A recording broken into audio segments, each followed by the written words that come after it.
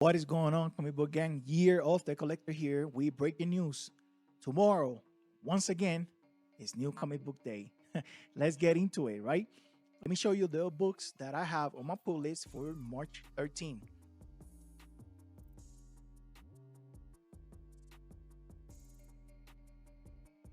Another book that I want to highlight is Black Widow and Hawkeye.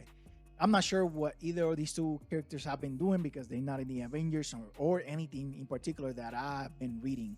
So issue number one has a variant done by Adam Hughes, and I'm a sucker for Adam Hughes covers. If the next one is Bloodhunt Diaries. Bloodhunt Diaries is kind of like the prelogue for the new event that Marvel's going to put out called Bloodhunt. It's looking like it's about vampires. Blade might be the protagonist here or the lead. I'm already reading Fantastic Four and Avengers, which has tie-ins into the event. Depending on how I like Bloodhunt Diaries, I may jump into the event as well. Fishflies by Jeff Lemire from Image Comics. Fishflies is a horror, crime, thriller story. It's been delayed a couple times, so I have not been able to enjoy it as much as other indie comics, but I'm sure by the time it's all out, if I give it a binge reread, it'll be worth it. Green Lantern number 9. Listen, I'm not a fan of the cosmic characters or space characters, but I did try this run when it came out with the relaunch of Dawn of DC, and I have not been able to stop pulling this book. It's amazing. This run takes after the fallout of the dissolvement of the Green Lantern Corps, and you have Hal Jordan pretty much limited to planet Earth, not knowing what's going on in the universe, especially with the other Green Lanterns. Ultimate Black Panther number 2 comes out. I understand a lot of people could not get their hands on Ultimate Black Panther number 1 because there were some issues with the distributors. 20,000 copies seemed to disappear. I know there was a lot of upset people out there, but hopefully, I'm pretty sure they're gonna put up a second print of issue number 1. Get your hands on that. This is a good book. It's worth your while. I promise you. Wesley Dodds, The Sandman number 6 comes out. Listen, if you're not a fan of Riley Rossmo's art, I understand. I'm not either, but sometimes certain art works for certain characters and certain stories, and I believe Riley Rossmo found his footing with this run.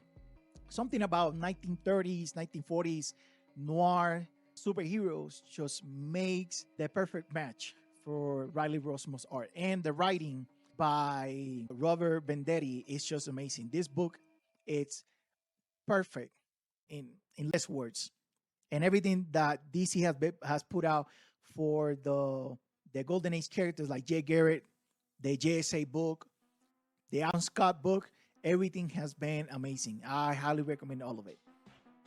Now, the top 3 books that I'm looking forward to the most are Avengers Twilight number 4. I already made content. Some of those videos went viral. This is a well-received, well-acclaimed series by Chip Zdarsky and Daniel Acuna. I love Daniel Acuna's art, and this is not the exception to the rule. In the last issue, we saw the arrival of Thor. Why? Because Captain America was going into a rescue mission, and he knew that he will find himself in a pinch. So he prayed before he left, and who he prayed to? The God of Thunder. One of the most epic scenes this year, at least. The other book, unfortunately, involving a Thor is Immortal Thor. I'm just kidding. By Al Ewing. From the beginning of this run, we have been told that Gaia, Thor's mother, has been messing with the Utgard realm, specifically unleashing those gods that have been imprisoned onto Thor and into the rest of the universe. And Thor has been trying to reach her to get a word with Gaia to figure out, what's the deal, like what's her problem. And it looks like finally they're gonna have a face-to-face, so we're gonna get some answers as to why Mother Gaia has been acting out. Lastly, we have the Outsiders number 5 by Jackson Lansing and Colin Kelly. This run is amazing.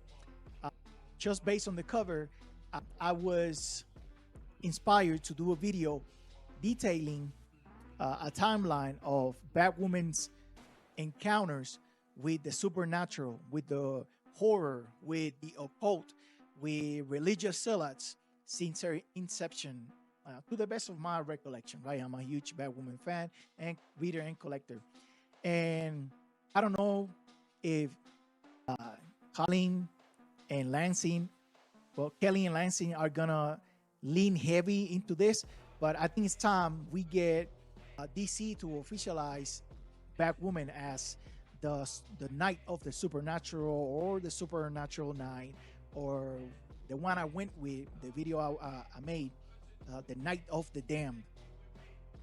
Who knows? It looks fun. It looks they're leaning the story on this issue into the horror side of DC, and I'm excited for that.